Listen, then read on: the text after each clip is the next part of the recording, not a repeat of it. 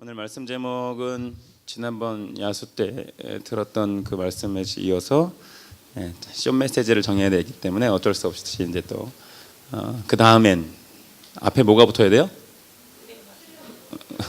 은혜 받은 다음엔, 구원 받은 다음엔, 성령 받은 다음엔 우리가 어떻게 살아야 되나 해서 시즌 2를 지금 말씀을 하려고 합니다. 혹시 그때 못 들은 분들을 위해서 잠깐 짚고 넘어가면 이전에 드렸던 말씀 이제 출애굽기에 대한 29장에 나온 얘기인데 이제 성막에 관한 얘기들을 이렇게 쭉 했어요. 그러니까 출애굽기의 목적, 하나님께서 이스라엘 백성들을 애굽에서 꺼내온 목적은 무엇일까요? 무엇이냐면 구원하기 위함이잖아요, 그죠? 출애굽을 했다는 것은 하나님께서 어둠에서 우리를 살려주셨다는 거예요. 근데 우리는 그걸로만 알고 있단 말이에요. 출애굽기를 그냥 구원해 내셨다라는 것 정도만 알고 있지만 출애굽기의 상당한 내용은 출애굽하고 다음에 구원 받은 다음에 그 다음의 일들을 적어놓고 있다는 얘기죠. 그 다음의 얘기들을 들어보면 성막을 만들고 성막을 다 만들고 난 다음에 무엇이 임했냐면 하나님의 영광이 임하는 그런 일들이 출애굽기의 후반부에 나타납니다. 그런데 우리는 가끔씩 그냥 구원받은 데에만 초점을 맞추고 거기에만 이제 출애굽기를 바라보고 있는데 그런 게 아니라는 거죠. 출애굽기는 구원받은 그 다음이 더 중요하다는 거예요. 그렇다면 우리가 저와 여러분들이 구원받은 줄 믿습니다. 네. 그러면 은혜 받으셨나요? 수련회 때? 벌써 가물가물하신가요? 한 1년 전 얘기 같으세요? 이제 한 15일 정도밖에 안 된 일인데 그래도 감사한 건 너무나도 고맙고 감사한 건 우리 목사님들이 다 같이 한 목소리를 그 얘기를 해요. 예전 수련회랑 정말 다른 것 같다. 수련회 끝나고 나면 그 다음 주 예배 때부터 이미 다 해가지고 수련회를 언제 했는지 모를 정도로 그런 느낌이지만 이번 수련회는 정말 다른 게 기도 때마다 사람들이 우리 청년들이 불타오르는 기도를 할 때마다 이번 수련회 정말 하나님께서 만져주심이 있었구나, 그리고 올 후반기는 더 기대가 되구나라고 얘기를 목사님들하고 이렇게 볼 때마다 이렇게 얘기를 합니다. 그런 기대감들이 여러분들한테 있어요. 그래서 저희들은 그나마 소망을 갖고 지금 일 후반기를 기대하고 있습니다. 그렇게 부응해 주시리라 믿습니다.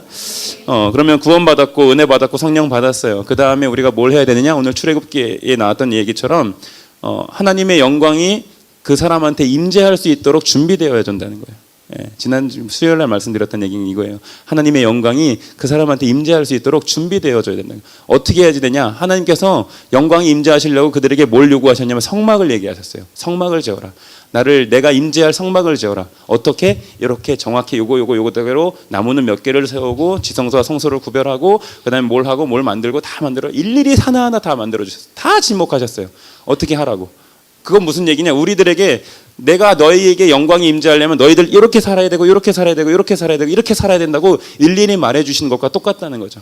그런 다음에 그것들이 완벽하게 재현됐을 때 하나님께서 말씀하신 대로 그 말씀들이 실현되고 성막이 완성되었을 때 하나님의 영광이 어떻게 됐다? 임했다라는 거죠.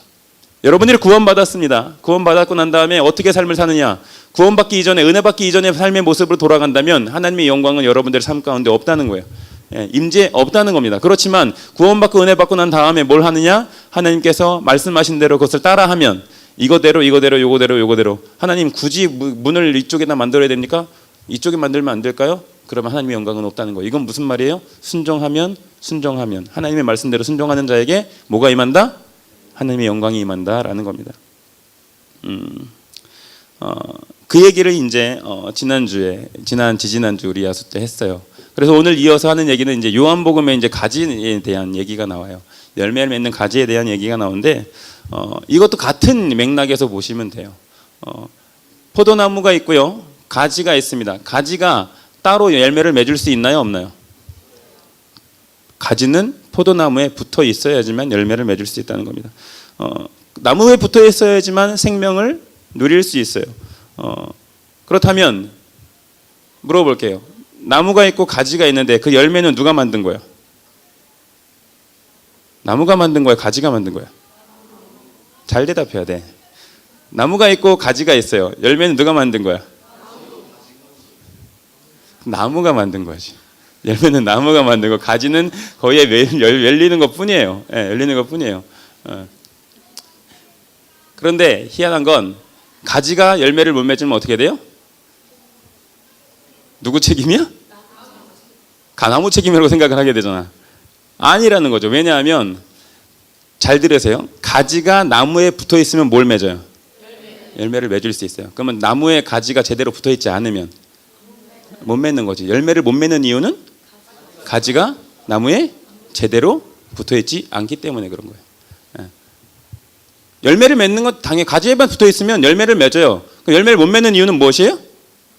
가지가 나무에 그냥 모양만 있는 거예요. 붙어 있는 모양. 우리 여기 갈릴리실에 들어가면 나무 있죠. 나무에 가지들이 여러 가지가 있어요. 그죠? 예. 그게 열매를 맺을 것 같아요, 걔네가? 걔는 열매 못 맺어요. 모양이거든요. 왜 꽂혀 있는 척 하는 거예요?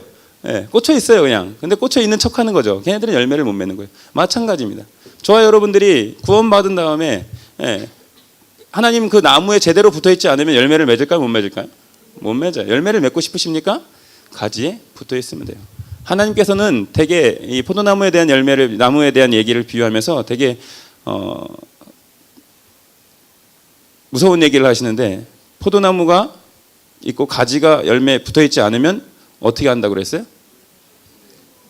불에 찍어서 버린다고 그랬고, 그 다음에 한 가지 더 여러분들에게 물어봅시다. 만약에 가지가 나무에 붙어 있지 않으면 그 가지는 어떻게 돼요? 어떻게 죽어요? 어떻게 죽어? 말라 죽게 돼 있어요. 금방 죽지 않습니다. 말라 죽어요. 여러분들이 하나님 앞에 붙어 있는 것처럼 보이지만 안 붙어 있다면 어떻게 되느냐?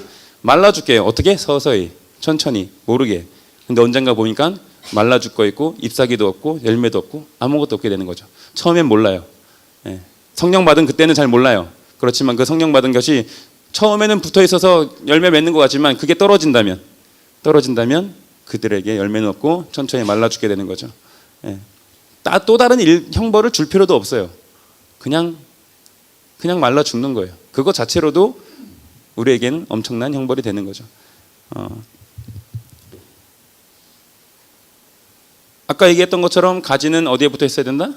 나무에 붙어 있어야 된다. 그럼 하나님의 영광이 나타나게 하려면 우리는 제대로 붙어 있으면 되는 거고, 그 다음에 우리는 어떻게 뭘 맺을 수 있다? 열매를 맺을 수 있다. 그 열매로 누구를 영광 돌릴 수 있다? 하나님을, 나무에게 영광 돌릴 수 있다는 겁니다. 오늘의 메시지는 여기까지입니다. 됐어요? 찬양합시다.